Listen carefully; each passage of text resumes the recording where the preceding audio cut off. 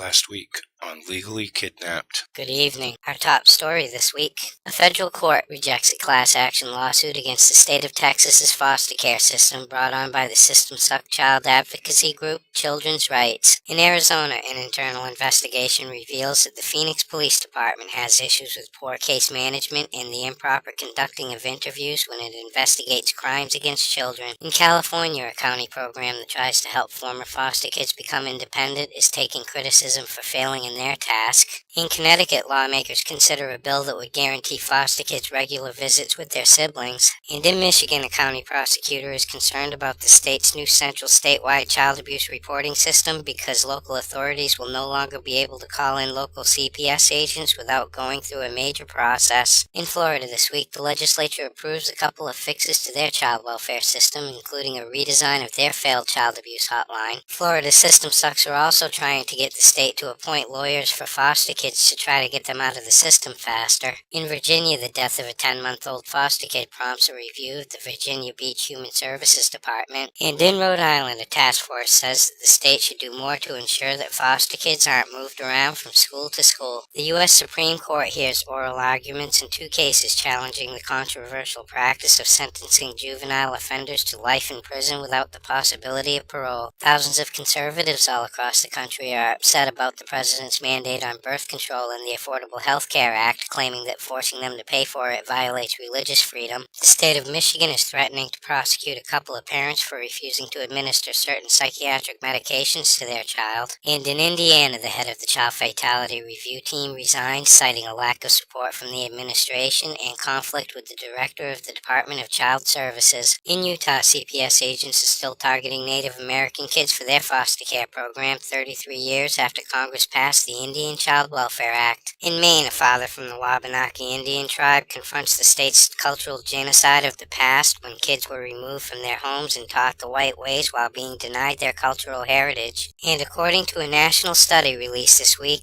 8 states including Maine, North Dakota, Michigan, South Carolina, Virginia, Wyoming, South Dakota, and Georgia all get an F in government transparency and accountability, allowing fraud to thrive, especially within the secretive confines of the child protective industry. In Iowa this week, the child protective industry is blaming a better economy for less child abuse last year. The National CASA program is afraid that they might lose $12 million a year from the government after it being reduced to $4.5 million for 2012, with the government proposing eliminating all funding for the program for fiscal year 2013. In Tennessee, the bad economy is boosting the demand for pro bono legal work, and the head of the Texas child protective industry doesn't think that their CPS agents are being paid enough money. In Oregon, the child protective industry's $40 million computer system upgrade has some serious glitches where foster parents aren't getting paid, workers spend too much time putting in information, and the higher-ups can't keep tabs on how the workers are performing. The Minnesota child protective industry is crying poverty after being accused of not investigating various claims of child abuse or neglect. And a Minnesota adoption agency is admitting that boys are the new hard-to-place group for adoption as everybody is scooping up all the little girls. In Norway this week, the child protective industry has decided to keep 2 kids from India who were snatched in a cultural dispute. Nor will the Norwegian child protective industry give the kids back to the uncle, citing ongoing problems with the parents, including their upcoming divorce, as the father, who is given a clean slate, is blaming the whole thing on the mother. In India, the government is cracking down on unregistered orphanages to make sure that they're following the rules.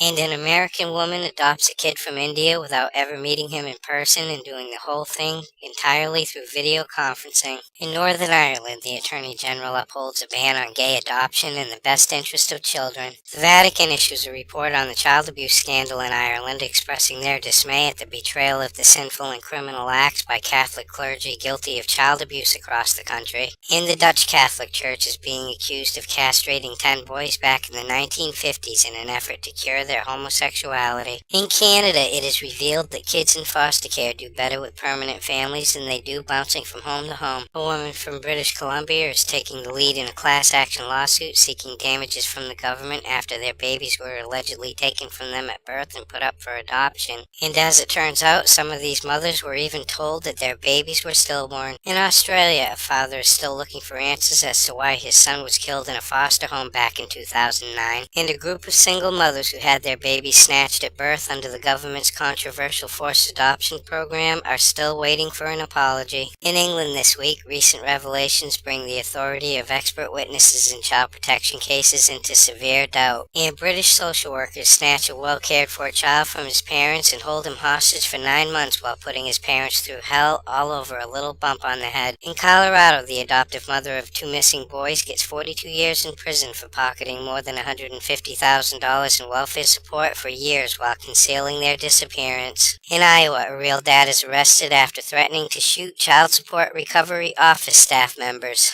In New York, a Cortland County DSS employee pleads guilty to using a state computer to look up personal information on her daughter's ex-boyfriend in their custody battle. And in California, a Fresno man is found guilty of having sex with his foster daughter. In Ohio, it is revealed that an accused child rapist who also pimped out his adopted son to his friends had ties to the Young Republicans. In Oklahoma, a couple is accused of forcing their adopted kids to perform sex acts for food. Activist group Anonymous is threatening to take on the controversial Judge Rottenberg Center in Massachusetts, demanding that they put a stop to inhumane treatment of kids, including electric shock treatments, prolonged restraints, and the withholding of food. In Connecticut, a father who had his 3 daughters wrongfully taken by CPS agents is fighting to get them back with the help of the Peruvian government. In Indiana, the child protective industry fails in its efforts to keep secret recordings of calls made to the child abuse hotline in a case where they failed to protect a kid who died. In North Carolina, a couple who was acquitted of child abuse charges in a high-profile case last year are suing several county departments and employees. And finally, tonight, a social work student sends a letter to Dear Abby asking what is the best way to use her psychic powers on the job. For example, if she had a psychic premonition that the kid was being abused, she was wondering if she should report it. For these stories and all the latest dirt on the child protective industry, visit www.legallykidnapped.com. And until next week, this is Baby LK,